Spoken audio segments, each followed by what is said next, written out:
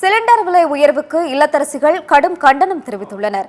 மீண்டும் விறகு அடுப்பில் குழலை வைத்து ஊதி சமையல் செய்ய சொல்கிறாரா பிரதமர் மோடி என்று கொந்தளித்த பெண்கள்.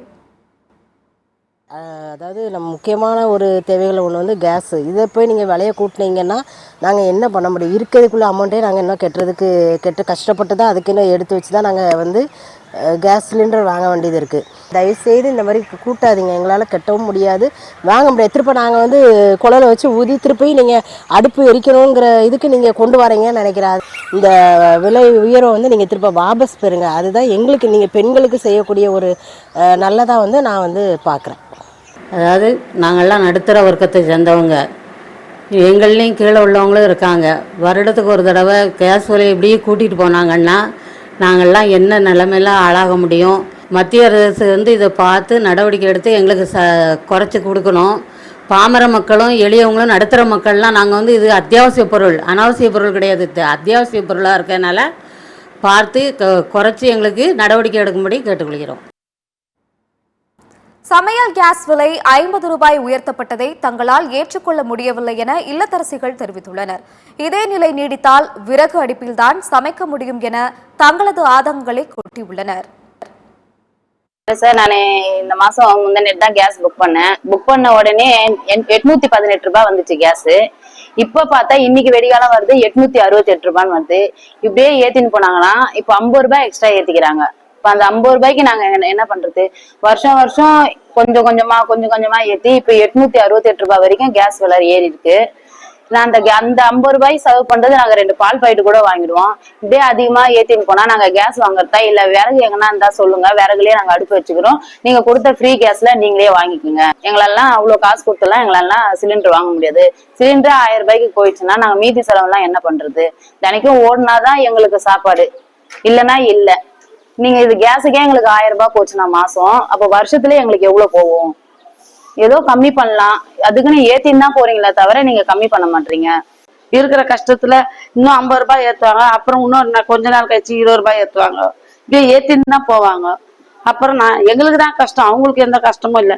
முந்தா நேத்து ஒரு 2 நாளைக்கு முன்னாடி வாங்கினேன், 870 ரூபாய் வாங்கினேன். இப்ப இதே போல ஏத்தினே போனாங்கன்னா எங்களோட நிலைமை என்ன? அதான் எங்களுக்கு கஷ்டமே. அதான் எங்களுக்கு கஷ்டம் தான், இது லாஸ் தான் ஆகுது. அந்த 50 ரூபாய் குறைச்சா எங்களுக்கு எவ்வளோ பெரிய விஷயம். ஒரு தண்ணி கேனு 30 ரூபாய் கொடுத்து வாங்கலாம். நாங்கள் கூலி செய்கிறவங்க ரொம்ப தூரம் போய் டிராவல் பண்ணி கஷ்டப்படுறோம். அந்த 50 ரூபாய் எங்களுக்கு குறைச்சா எவ்வளோ நல்ல வசதியாக இருக்கும். இன்னைக்கு விற்கிற விலைவாசி வந்து உங்களுக்கு வேற எங்களுக்கு வேற இல்லை விலைவாசி. என்ன இன்னைக்கு உனக்கும் 40 ரூபாய் விற்கிது, உனக்கும் 40 ரூபாய் விற்கிது. நீ 50 ரூபாய் ஏற்றிட்டாங்க, நாங்கள் எப்படி குடும்பம் பண்ணுறது சொல்லு? விற்கிற விலைவாசியை பார்த்து எங்களுக்கு சிலிண்டர் விலை ஏற்றணும், கம்மி பண்ணுங்க. அந்த ஆட்சியில வந்து 300 ரூபாய் இருந்துச்சு, 300 ரூபாயில இருந்து இப்ப 500 ரூபாய் ஆச்சு, 800 ரூபாய் ஆச்சு, இப்ப 850 ரூபாய் ஆச்சு, இப்ப 950 ரூபாய் வந்துருச்சு. எப்படி நாங்களாம் குடும்பம் பண்றது? நடுத்தர குடும்பம் எல்லாம் எப்படி குடும்பம் பண்றது? நாங்க எப்படிப்பா ஏத்துக்க முடியும்? விலைவாசி கம்மி பண்றத தானே ஏத்துக்க முடியும். விலைவாசி ஜாஸ்தியானா அந்த 50 ரூபாய் இருந்தா நாங்க எதனா செலவு பண்ணுவோம்ல. பசங்களுக்கு பஸ்ஸுக்கு கொடுத்து அனுப்புவோம், ஒரு தேங்காய் வாங்குவோம், ஒரு பூ வாங்குவோம், பஸ்ஸுக்கு யூஸ் ஆகும். இப்போ பஸ்ல கூட எங்களுக்கு ஃப்ரீ டிக்கெட்னு சொல்லியிருக்காங்க. ஆனா வந்து நாங்க லக்கேஜ் எடுத்துட்டு போறதுனால அதுக்கு நாங்க லக்கேஜ் போட்டு தான் வரோம். அந்த லக்கேஜுக்காக அந்த 50 ரூபாய் யூஸ் ஆகும்ல, அதனால இது ஏத்துக்க முடியாது தானே. இல்லைங்கப்பா, சிலிண்டர் வந்து இது மாதிரி இப்ப ஓயாம இப்படி விலை ஏத்துனா எப்படித்தான் கொடுக்க முடியும் காசு அவங்களுக்கு? ஏன்னா வட்ட இதான வேலை. 50, 100, 600 ரூபாயா இருந்துச்சு, 600 ரூபாயா இருந்துச்சு. இப்ப நான் கேட்டா மாசம் என்னமோ கூட்டுற மாதிரி இருக்குப்பா. இப்படின்னா ஒன்றும் கட்டுப்படி ஆகாது எங்களுக்கெல்லாம். சிலிண்டர் இப்படின்னா வேணாம், எங்களுக்கு தேவையே இல்லை. விறகு அடுப்புலேயே கஞ்சியை காய்ச்சிடும், நாங்கள் வாட கஞ்சியை காய்ச்சிடுவோம்.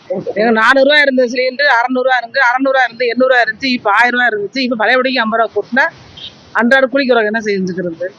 எப்படி சமாளிக்க முடியும்? அப்போ எங்களுக்கு அன்றாட கூலிக்கிறவங்க நாங்களாம் என்ன செஞ்சுக்கிறது? எப்படி சமாளிக்க முடியும்? செஞ்சுக்க முடியும் சொல்லுங்க. விலைவாசி ஒரு நாளைக்கு ஒன்றா ஏறிக்கிட்டே போனால் என்ன பண்ணுறது? ஏழை வாழைக்க நாங்கள் என்ன பண்ண முடியும்? உழைச்சி கஞ்சி குடிக்கிறோம், கூலி வேலை பார்த்துட்டு தான் கஞ்சி குடிக்கிறோம். சிலிண்டர் விலையெல்லாம் ஓவராக கூட்டிகிட்டு போகுது. ஒரு வெங்காயம் பச்சை மிளகா வாங்க முடியலை. கஞ்சி ஆச்சி குடிக்கிறது எப்படி கஞ்சி ஆச்சி குடிக்க முடியும்? கொஞ்ச நாள் குறைக்கணும்ல, மக்களுக்கு ஒரு நல்லது செய்யணும்ல. இங்கே இருந்து 50 ரூபா கூட்டினா என்ன செய்ய முடியும்?